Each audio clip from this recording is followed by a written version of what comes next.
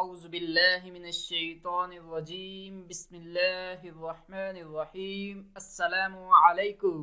السلام علیکم۔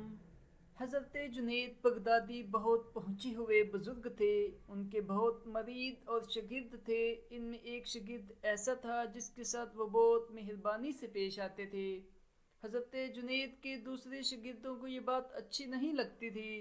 انہوں نے ایک روز ان سے شکایت کرتے ہوئے کہا، آخر وہ بھی ہماری طرح آپ کا شاگرد ہے، پھر آپ اس کے ساتھ ہم سے زیادہ اچھا سلوک کیوں کرتے ہیں؟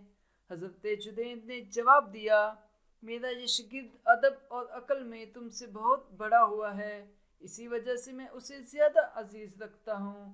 تمہاری تسلی کے لیے ایک روز اس کا امتحان بھی ہو جائے گا۔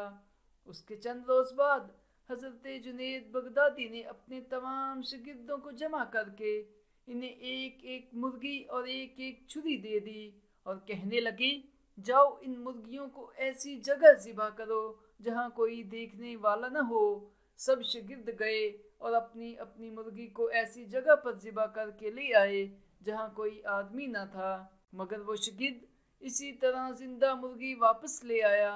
حضرت جنید بغدادی نے اس سے پوچھا، کیوں بھائی تم نے مرغی کیوں ذبح نہیں کی؟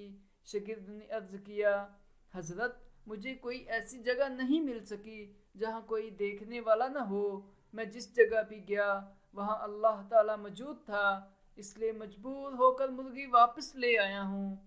یہ سن کر حضرت جنید بغدادی رحمہ اللہ نے اپنے شاگرد سے فرمایا، تم نے دیکھ لیا کہ جتنی عقل میرے شاگرد میں ہے تم میں نہیں، اس لیے اسے زیادہ عزیز رکھتا ہوں۔